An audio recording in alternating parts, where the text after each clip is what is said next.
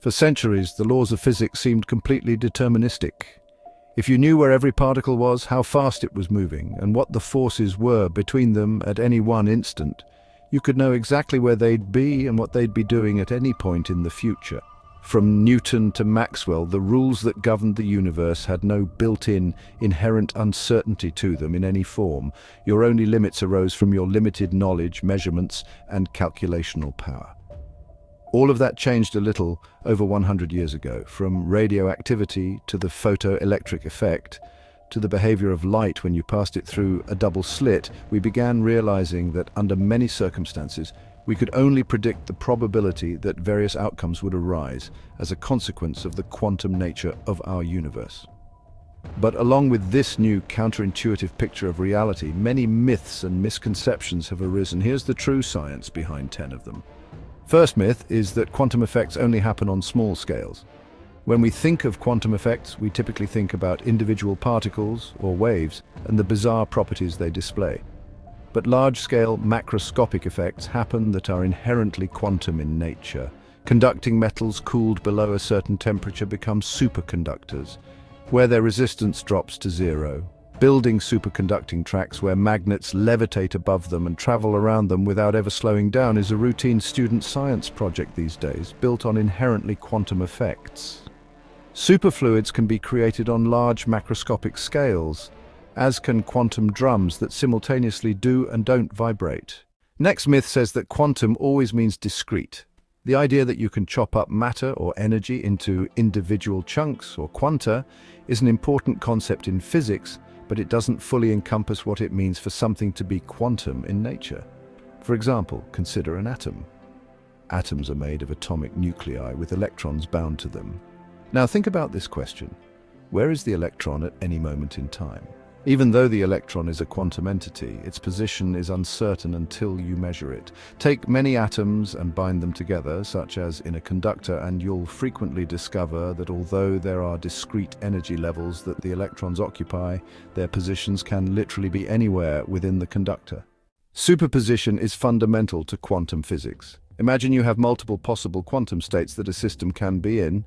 Maybe it can be in state A with 55% probability, state B with 30% probability, and state C with 15% probability. Whenever you go to make a measurement, however, you never see a mix of these possible states. You'll only get a single state outcome, either it's A, B, or C.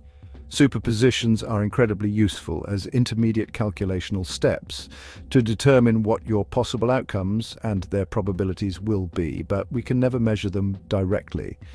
In addition, superpositions don't apply to all measurables equally, as you can have a superposition of momenta but not positions or vice versa. Unlike entanglement, which is a fundamental quantum phenomenon, superposition is not quantifiably or universally measurable.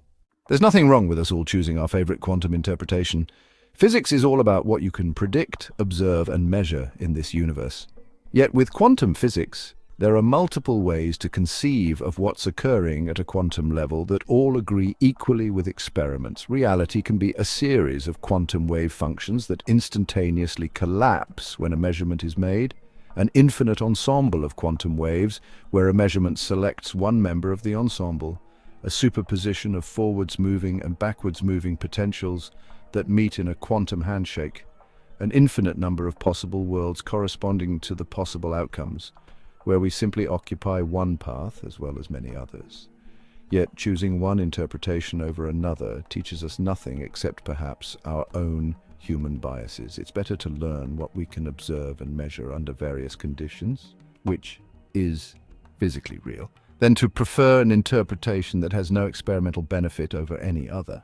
Teleportation is possible thanks to quantum mechanics. There actually is a real phenomenon known as quantum teleportation, but it most definitively does not mean that it's physically possible to teleport a physical object from one location to another.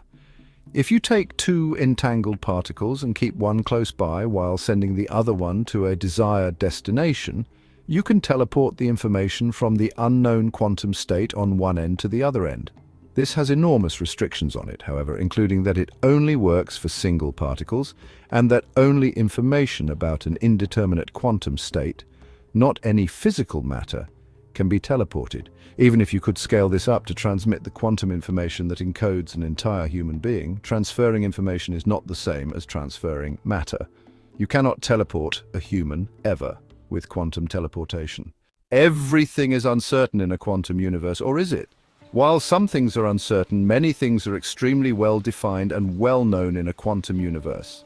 Take an electron, for example. You cannot know its position and its momentum or its angular momentum in multiple mutually perpendicular directions exactly and simultaneously under any circumstances. This is due to the fundamental principles of quantum mechanics, specifically Heisenberg's uncertainty principle. But despite this, some things about the electron can be known exactly. We can know its rest mass, its electric charge, or its lifetime, which appears to be infinite, with exact certainty. These properties are intrinsic to the electron and do not fluctuate. The only things that are uncertain in quantum physics are pairs of physical quantities that have a specific relationship between them, pairs of conjugate variables. This is why there are uncertainty relations between energy and time, voltage and free charge, or angular momentum and angular position. Every particle of the same type has the same mass. If you could take two identical particles, like two protons or two electrons, and put them on a perfectly accurate scale, they'd always have the same exact mass as one another. But that's only because protons and electrons are stable particles with infinite lifetimes. Now imagine if you instead took unstable particles that decayed after a short while, such as two top quarks or two Higgs bosons, and put them on a perfectly accurate scale. In this scenario, you wouldn't get the same values. This discrepancy arises due to an inherent uncertainty between energy and time. When a particle has a finite lifetime, there's an inherent uncertainty in the amount of energy it possesses. And since energy and mass are intrinsically linked through Einstein's famous equation E equals sine mc2, this uncertainty extends to the particle's rest mass. In particle physics, we refer to this phenomenon as a particle's width. The width represents the range of possible masses the particle can have due to its unstable nature. For some particles, this can mean their mass is uncertain by up to a few percent. Einstein himself denied quantum mechanics. It's true that Einstein had a famous quote about how God does not play dice with the universe, but arguing against a fundamental randomness inherent to quantum mechanics, which is what the context of that quote was about, is arguing about how to interpret quantum mechanics, not an argument against quantum mechanics itself. In fact, the nature of Einstein's argument was that there might be more to the universe than we can presently observe, and if we could understand the rules we have not yet uncovered, perhaps what appears to be randomness to us here might reveal a deeper, non-random truth. Although this position has not yielded useful results, explorations of the fundamentals of quantum physics continues to be an active area of research, successfully ruling out a number of interpretations involving hidden variables present in the universe. Exchanges of particles in quantum field theory completely describe our universe. This is the dirty little secret of quantum field theory that physicists learn in graduate school, the technique we most commonly use for calculating the interactions between any two quantum particles. In this grand ballet, we visualize them as particles being exchanged between those two quanta, along with all possible further exchanges that could occur as intermediate steps. This exchange isn't merely a theoretical construct, it provides a tangible framework for understanding the invisible forces that shape our reality. Every interaction, every exchange is a whisper in this cosmic tapestry, revealing the hidden symphony of existence.